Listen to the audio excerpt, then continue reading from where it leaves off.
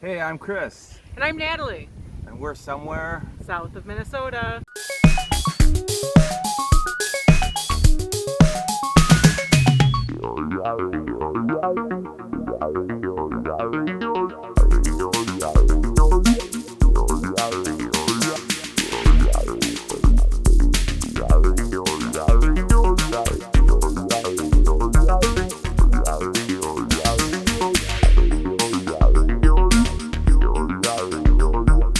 Hi, I'm Chris. And in this episode, we're going to talk about the first 3 months of our RV life. We have some really interesting stories to tell, some challenges and adventures, and I think we'll just start with when we pulled the RV out of the dealership. So we had bought a truck and we had quite a bit of work done on the truck, just maintenance type stuff. We went and picked up the RV and we're tooling down the road, and all of a sudden I noticed that the tow mode light is blinking. And I've never towed anything before, so I didn't know if that was normal. Flashing light usually isn't normal. So, Kind of thought this might be something major, so we gotta take it into our mechanic. Turns out it was major. It was the transmission.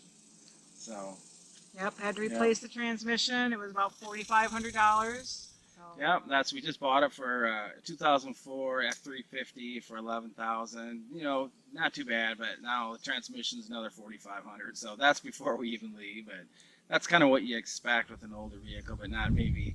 Figure we're gonna try to keep this truck on at least a couple years, since we've had a couple other major repairs as well. Right. So I think we sort of expected we were going to have to put some money in the truck, so at least we found out before we left, and we had a very trustworthy mechanic that we knew, so that worked out well. The second challenge was moving into the RV. So we had made reservations at a park that was probably a mile or two from our house. It was very close, and that made it a lot easier to move into the RV. But we also had our daughter and son-in-law who were renting the house when we left. They were moving in, and a roommate was moving in, and we were trying to move out, and all of this was happening at the same time.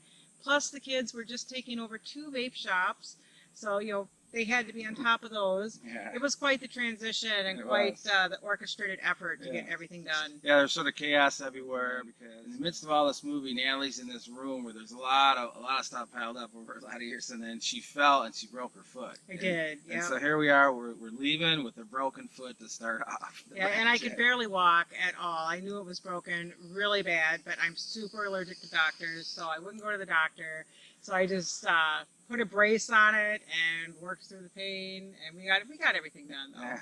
I mean that was pretty amazing that you were able to deal with that pain. Yeah, it took it a couple of good months before I actually felt decent again. We're still trying to hike. So here's the big day. So we have our daughter with us. We're all set up. We're headed out.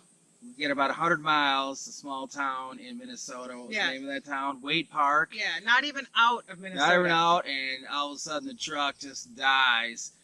Get out. There's fluid everywhere. So we nursed it to the nearest mechanic, automotive shop there. And so luckily this automotive place had a big enough lot that we could dump our RV there. It was just like a mini mall, so we unhooked the RV and they pulled the truck back and told us that it was the water pump, and they wanted to charge us an outrageous amount of money to fix it, like $1,800 or something like that. So we very quickly got our mechanic on the phone and had some conversations back and forth, and eventually Chris got him down. Got him down to about 1,100. So. Yeah, I still felt like we were getting ripped off. Not going to get too upset by it, because now we got a new water pump, new transmission. We got all this hose work. That was about $1,300 down when we first got the truck. We put it probably $7,000-8,000, so it's actually about a $20,000 truck if you put in the repairs, but that's fine. Which is still, still not too bad. We're looking for 2 more years in that old beater, but it's doing the job. So. Yeah, it's definitely doing the job. The truck is Mork, and then the RV is Mindy. Mork and Mindy. So we've got Mork and Mindy. So we finally get out of Minnesota after spending, was it just one night or was it 2 nights? I think it was just one night in the parking lot. Yeah, it was our first boondocking experience in a mini mall. That was our first boondocking. First boondocking. And the solar panels worked great, by the way.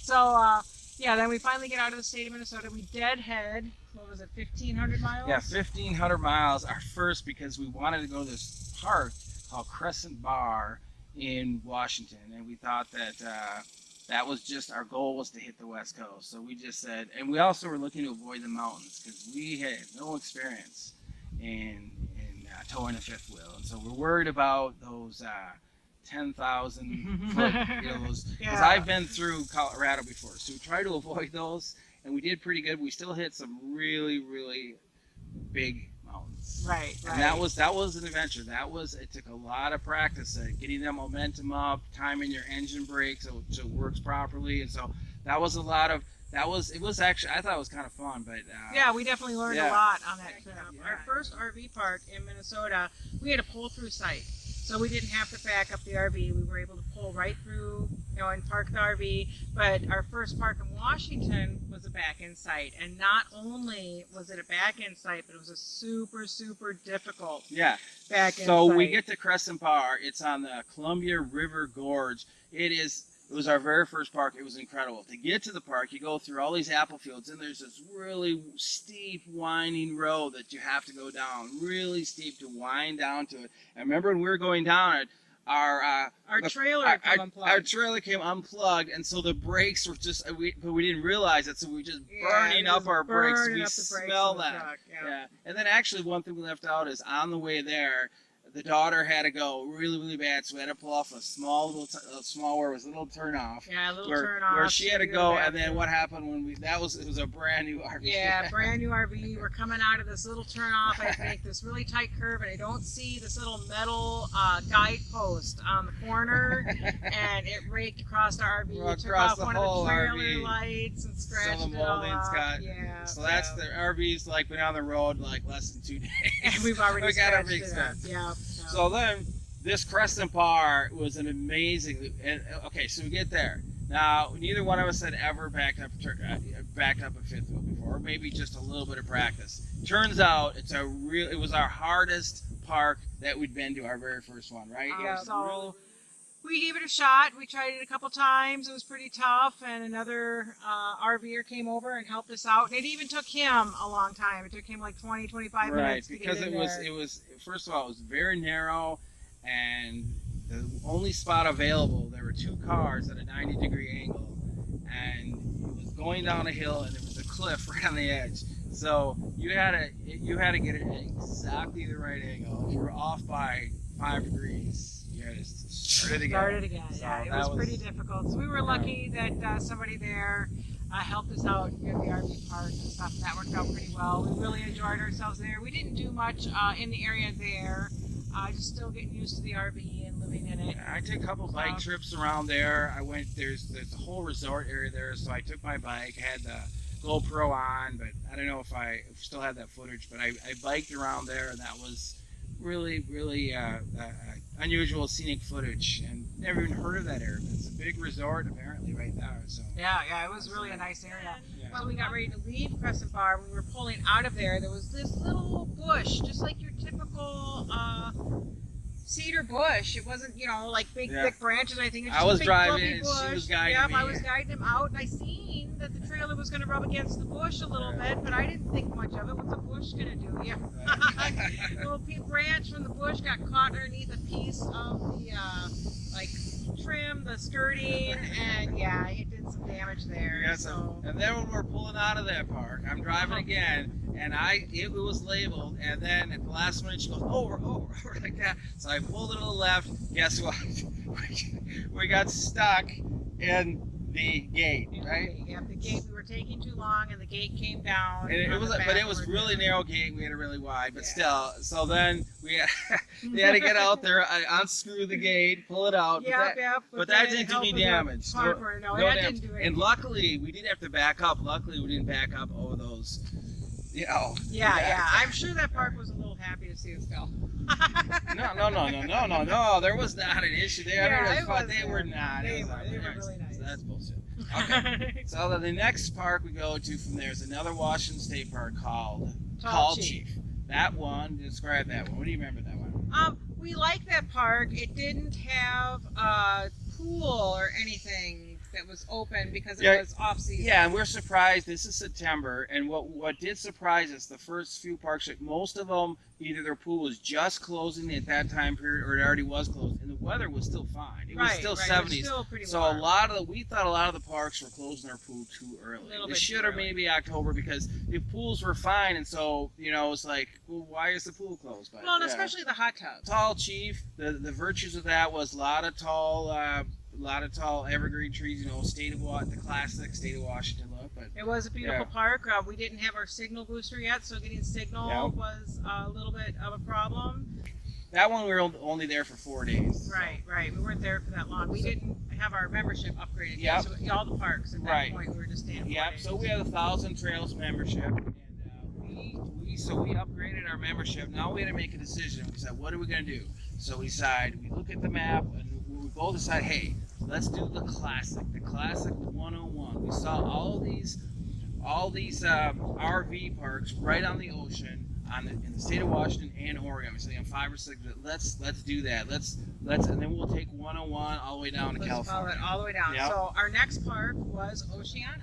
And Oceana was a really nice park. I think Nomadic Fanatic recently did a review on it, and it's just your basic park. There's no amenities, there's no pool, there's no hot tub. What there is a beautiful trail going down to the ocean, and it's just this beautiful stretch of beach, Yeah. and you can find sand dollars, and we had a lot of fun there. It's also very close to a bunch of beautiful hikes and scenery and stuff Right, we there got a in Washington. whale washed up when we were there. There was Yep. there was a dead whale, but it was cool. It was fully intact. Got to look at it closely, and we actually took our truck out there. You can take the truck out right on the beach, and it's a classic, world class sunset. We got about half an hour footage of the sun setting, which was really beautiful. It really was. Yeah, we experienced a lot of great sunsets on that beach, and we also went up to that Marymere Falls. Yeah, we went to the Olympic Peninsula and found this place called Marymere Falls. Little hike up, you see this fall right there in the woods. That was great. There's hot springs in there. We didn't check out the hot springs, but coming down on 101, there are all these turnoffs, these little beaches. One was called Ruby Beach. Now, Ruby Beach I wish we had spent the whole day there. This It was is not really a tourist special. place. No one knows about it, but the sea stacks were incredible. It seemed like that, and that's what we found, that we tend to like the places that are not known as tourist stops. The tourist stops tend not to be as good as places that you just find on your own. Find on your own. Because Exactly. you have fewer people and it's undiscovered. And I actually can't wait to go back there, because at the time my foot was still hurting really bad, so I couldn't do a lot of exploring of the area. I know, But she was doing yeah. all this with a broken foot. Chris we and were Abby- hiking. She was hiking with a broken foot. I didn't know what the hell we were doing. Dude, she's incredible. But Chris Like, and Abby super got to tough. explore it really good. Yeah. We got some footage of it, so we'll share that too. And then after Oceana, we went to Pacific City, right? Yeah, Pacific City is it's like a maze of a park. It's right there on Pacific City, the same city, and it's just gigantic.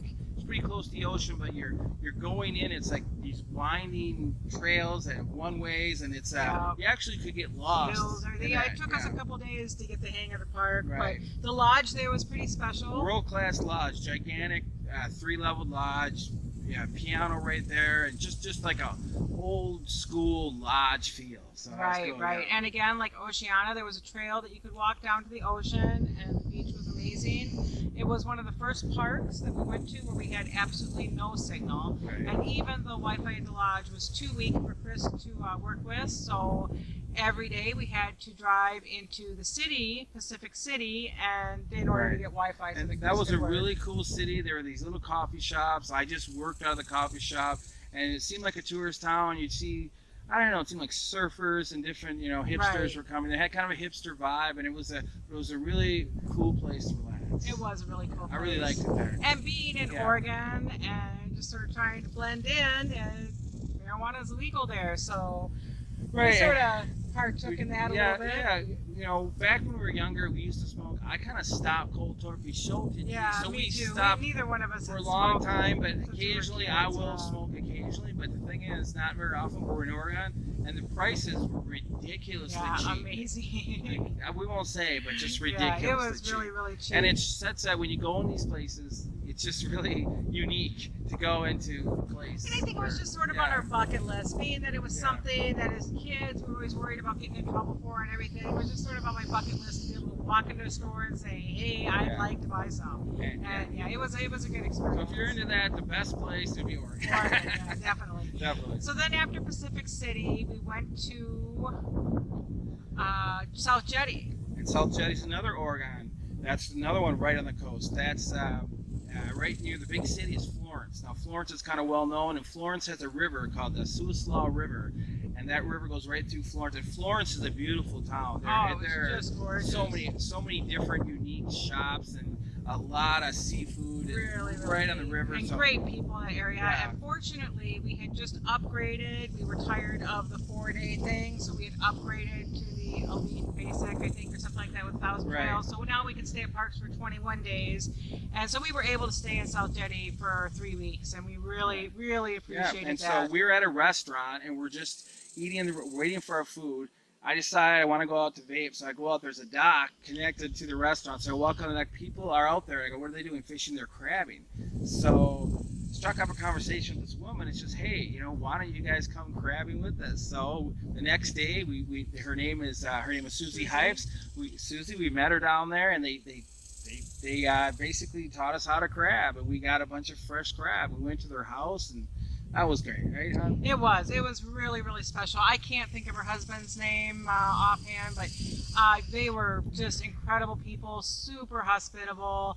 Yeah, She showed us how to clean the crab and everything else. We went home with a bunch of fresh crab that we Right. cooked up, and it was Yeah. delicious and just really special people. I can't wait to get back to Florence and hook up with them Both again. Natalie and Abby, they desperately want to go to Oregon. Actually, Yeah. it's Oregon, not Oregon. I'm a Minnesotan, so that's why I talk about it, because Yeah, we all fell in love with casual Oregon. place. Yeah, and really, beautiful. really laid back. Oh, beautiful and place. one thing to know what they pump your own gas. When you go to the gas station that in was Oregon, unique. they pump the gas. You're not allowed to pump. Yeah. So it's like I remember that from when I was about 8 years old. That's what it used to be Yeah. everywhere. But the only state where they still do that is Oregon.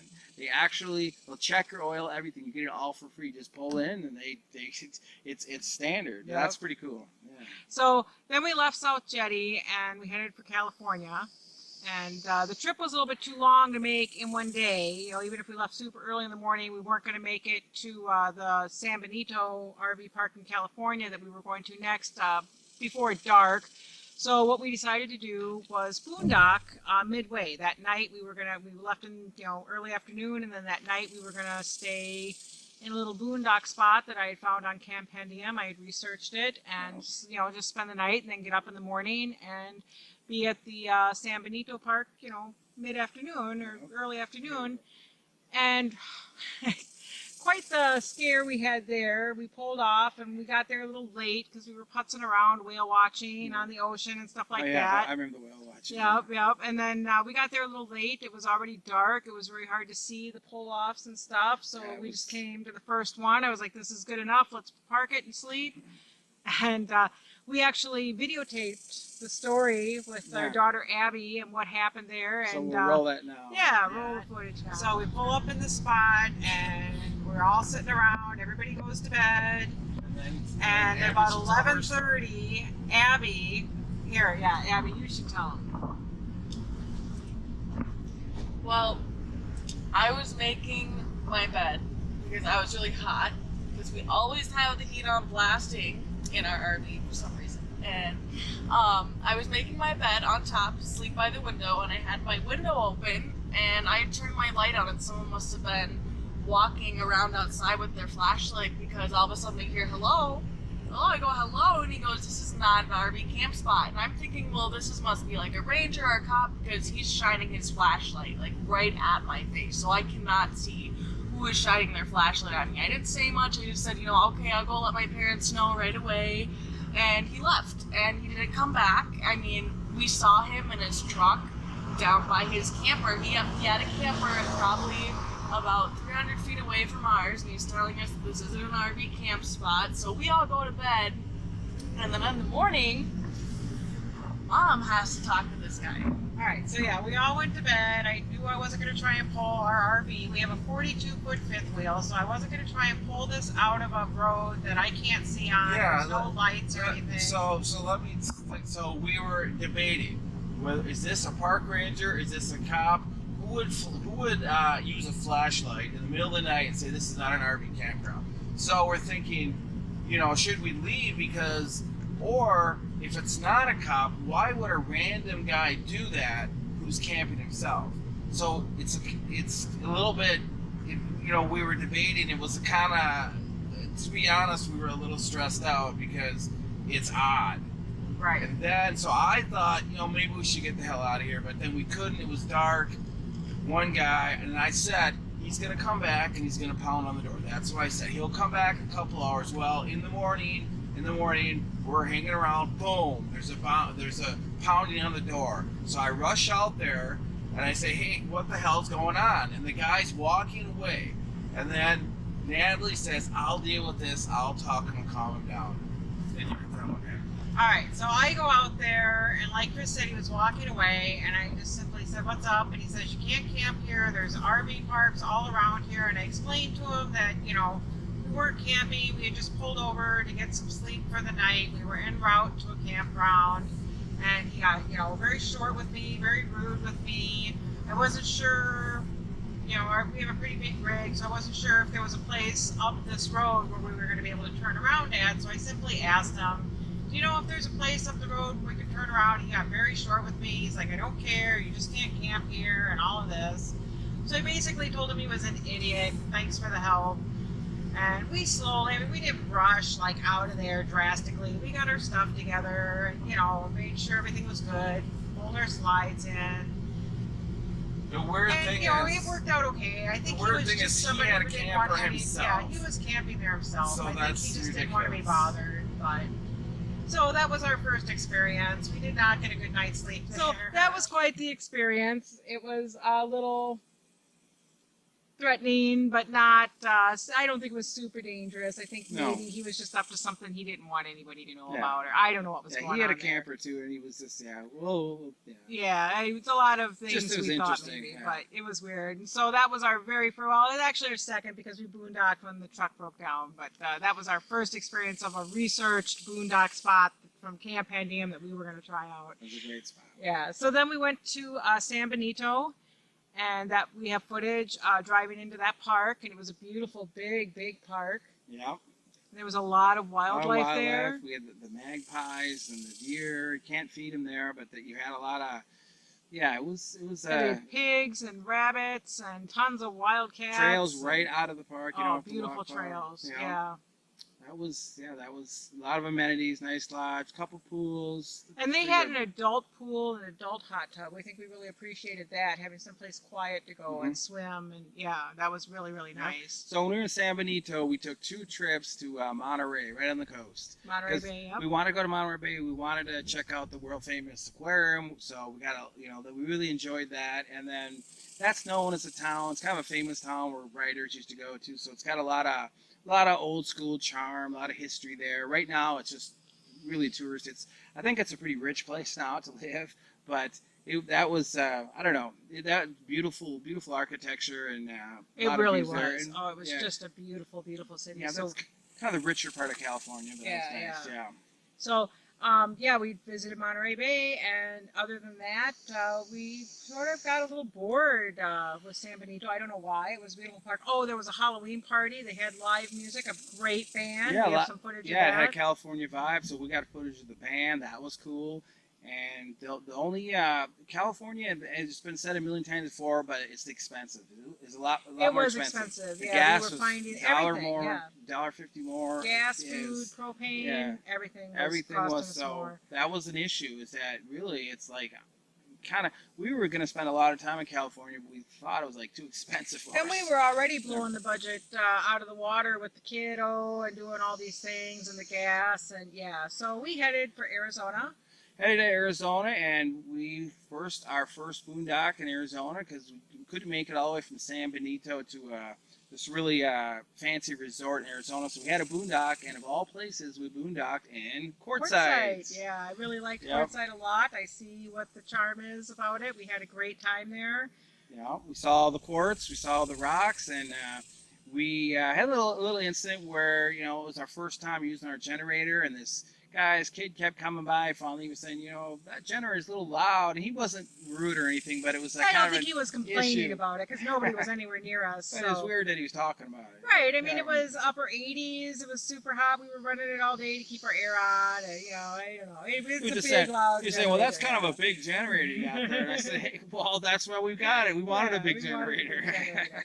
So then we left Quartzsite and we went to our next Thousand Trails campground. This one was a Encore Park. It was a resort. It was really nice. It was Monte Vista. It's in Mesa, Arizona, and this is more of a resort. So we got to stay there 2 weeks. It's only 2 weeks there, but you could. Right, with their tell- Encore yeah. parks, you can only be in for 2 weeks. And yeah, tell them about that park. That Oh, was that like- was beautiful. So they had 2 huge swimming pools and spa areas. The pools were beautiful. The whirlpools, the hot tubs were beautiful. One of them had like a waterfall coming into it. Their bathhouses, the water pressure was amazing. I don't know, Yeah. anybody who lives in an RV for any amount of time really learns to appreciate Yeah. water pressure. And so me and my daughter really enjoyed the bathhouses. Yeah, and that place there. is kind of like a senior citizens place. We're both 50, so we got in there. We got kind of snuck our daughter in there, but that We place didn't is, sneak. I called ahead and asked, and I found that Yeah. out with Thousand Trails. If you're a little bit older and you're traveling with a kid or a grandchild or something like that, call these age qualifying parks. A lot of times, especially for Thousand Trails members, they'll make an exception. They'll be like, "Oh yeah, you're only Right. going to be here for 2 weeks. Sure, go ahead. Bring them in." Yeah, so it you was really basically had a softball league, a baseball league, a tennis league, a couple other sports leagues, a billiards league. So you had all these leagues. A lot of these guys, 50, 60, 70 years old, but they're very athletic. And so that was really cool because it was, in terms of the amenities, the workout room. I went to the workout room a few times, nice. and Oh, yeah. it was just a beautiful place to just relax. Oh, one I of the don't most know. beautiful laundry rooms of any of the parks Yeah. we've been to. And then a huge bonus, all along the edge of the park, they had fruit trees. So you could go out and pick oranges, lemons, Grapefruits. limes, Oh my huge God. grapefruits. So we were They just so delicious. we were just picking all sorts of fruit, like 3 different kinds Yeah. of fruit right out there is free. And then the little story is, we were researching it. You can actually eat prickly pear. You probably know prickly pear, that flat cactus with the, it looks like pear shaped and it's got the thorns on it. Well, so I decided to pick one just for fun. This one had no thorns on it. Yeah, It none just- of the big thorns that you It usually had the see. little red yeah. one, so I thought it was fine. So I took it. Stupid me, I stuck it in my pocket. It didn't scratch me. When I pulled it out of my pocket, I didn't feel Well, I got a rash that lasted about 2 months. A really bad It was rash. so bad, It yeah. was like weird. So learn my lesson. Right, so here's Chris with his rash, and me with my broken foot. Yes, that we actually took a road trip. That we were looking at where can we go. We saw this river called the Salt River, and went way up, and it was just, that's what we like to do. Try something that's not a tourist destination. So we took that.